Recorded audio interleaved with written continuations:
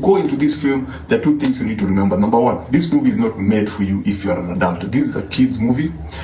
If you are in the 90s and you thought that they would do an interesting remake and do something, they try to do something different, but it's still designed for the modern audience. And you know what it means by the modern audience, especially if it's on streaming. Diversity, inclusion. And you'll have this weird, I wouldn't call it weird, because when diversity is in a film and you cannot see it because the story is so strong, that works. But when diversity is in a film and you can actually see that they're trying to do that diversity vibes, that becomes a problem. And it's very clear in this film because you have kids, black kids, Asian kids, you have a kid with Down syndrome, which is cool. But when you can see it, you know that they're just pushing for diversity. Anyway, let's look at the good stuff, because it can't have been a very bad movie, right? Anyway, this is a very beautiful film. It was directed by the same guy who directed The Green Knight. Yes, The Green Knight. So it's very atmospheric. The use of light is amazing because it feels like they used a lot of light when they were in Neverland. When they were in England, London, when the magic happens and now they can fly, the London at night looks like a matte painting. You can see that it's visual effects, but it's done in such a way that it kind of goes well with the story, but still you can tell that it's unnatural, especially with everything else that's happening around them. But it's beautiful nonetheless because of the use of light. Now when they go to Neverland, it's a very beautiful, very well shot movie. It feels like they used a lot of natural lights. It feels like they went to real places. It feels like the oceans are real. I think they are real. I think the director went and shot it for real because it doesn't feel, apart from the floating ship, nothing feels CG in terms of the wide shots, the general take of Neverland. Now, still on the CG part, Tinkerbell, the fairy, they did a good job. There are times that you could actually tell that this was an animated character. There are times that she felt natural, and I must hand it down to the actor.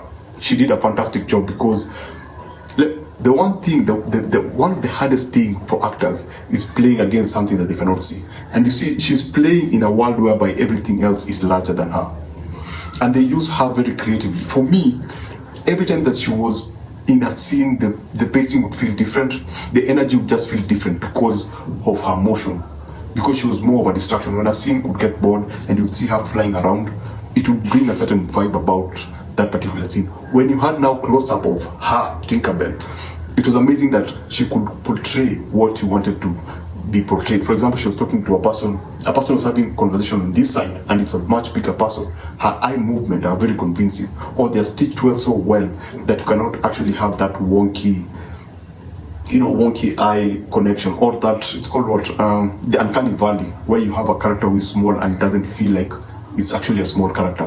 That happens somewhere at the end when Tinkerbell eventually talks to Wendy. You have her flying around her face and coming close to her ear. You can tell that the compositing didn't actually really go well. So that's the visuals.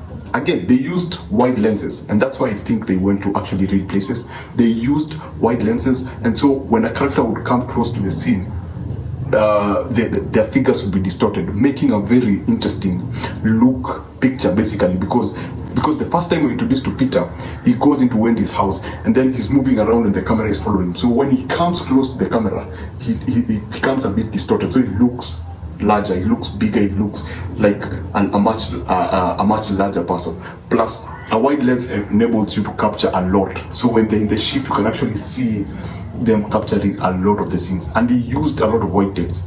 There's a fantastic scene in a cave now with a crocodile. Again, very interesting use of the wide lens, and as a filmmaker, this was a pleasant watch in terms of the cinematography. Now, still on the goods in terms of performances. For me, the best performance in this movie was Jude Law. Actually, let's arrange them. So you have Jude Law at the top. I think he was pretty awesome. Then Tinkerbell. I think her performance was interesting because she did not talk. She did not talk until like the last. I think this was one of her best gigs because for the actor, because she didn't have to say anything until the last bit where she had to say something. She had to say, actually, thank you for listening to me.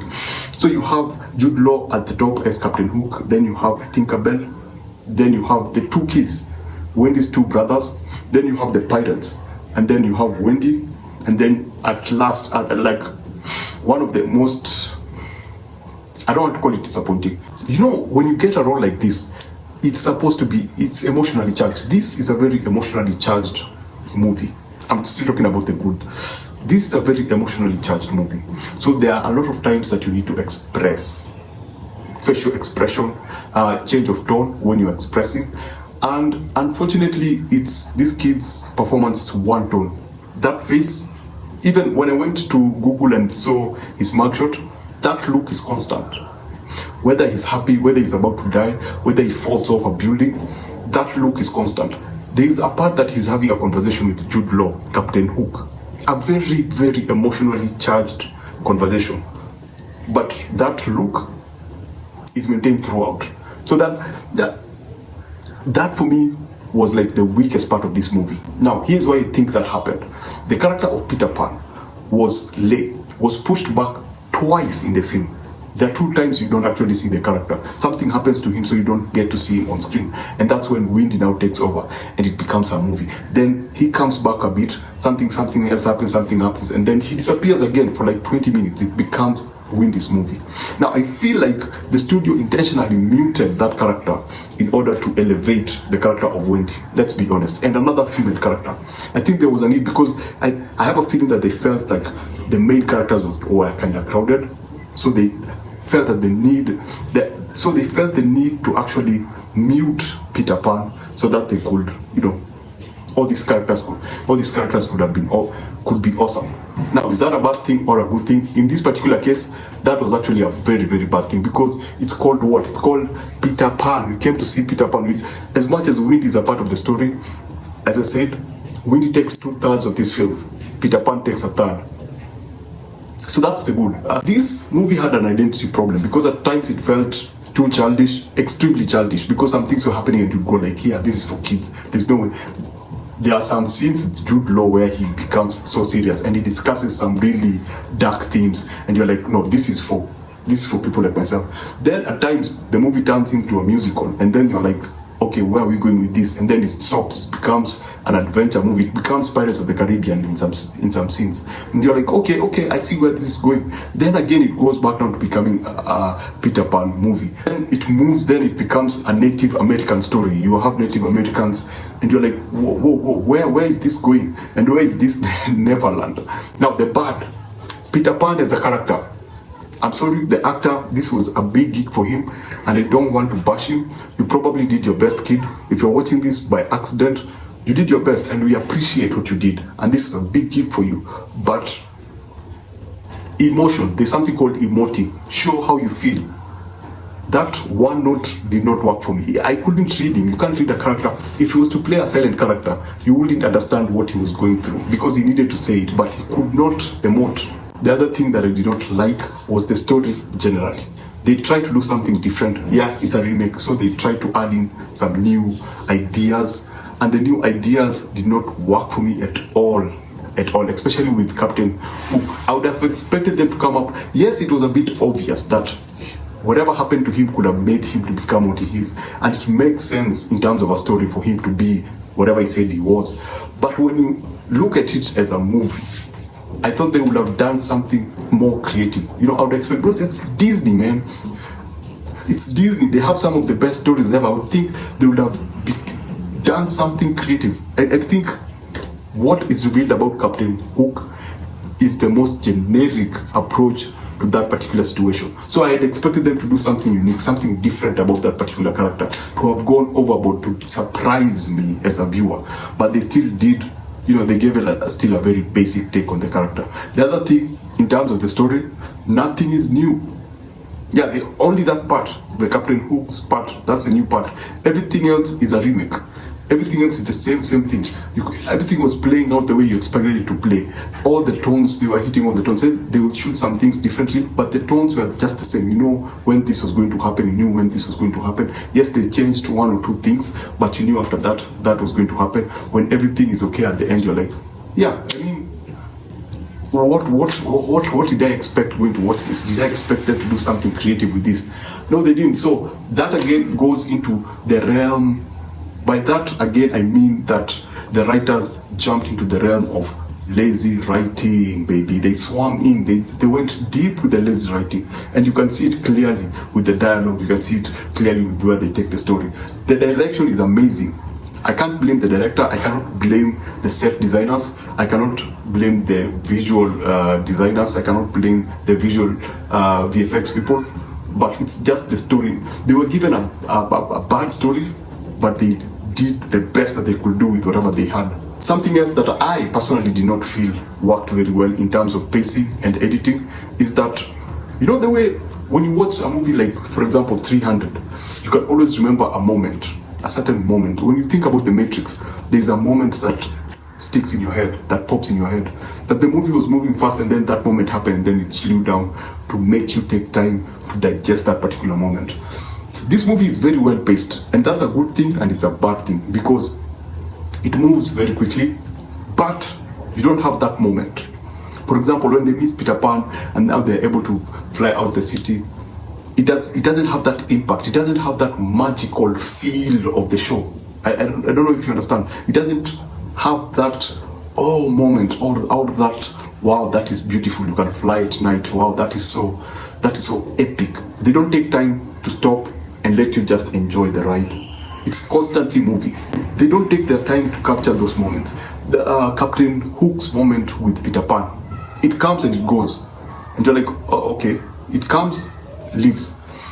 When the ship, something happens to the ship, it comes and it goes.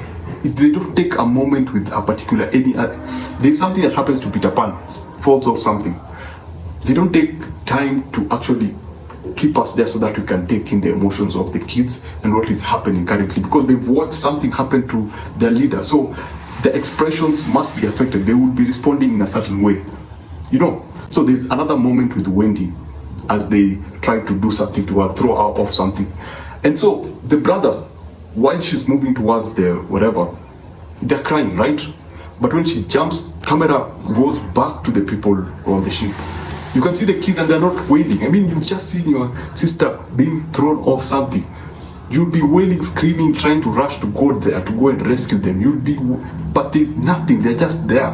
And so those are the small details that, you know, and I think it's with the editing, because it felt like there were two different edits, because you have this moment before that happens, and they're, please, and then it happens, and then it cuts back to them, to the other people. They're like, I mean, you saw your bigger sister being thrown off. Anyway, I'm just ranting. So, what would I give it if I was to give it a score? What would I give this movie if I was to give it a score? If I was to give it a score, I would give it a 2.5. Why am I giving a 2.5? Good direction, good set design, good costume design, visual effects, sound design, very, very interesting. Editing, though it's good and bad. And then Jude Law, Tinkerbell, and the pirates. And the two small brothers. I think I enjoyed them so much because they were kids. So that's why I would give that 2.5. The rest you understand why. And half of the second act and the third act, I think, are too convoluted for kids. It's not the best thing that you've seen. It's pretty average. It's on streaming, so it's where it belongs. And it's sad and disappointing from Disney. So that's my review, Peter Pan and Wendy. I'll see you on the next one.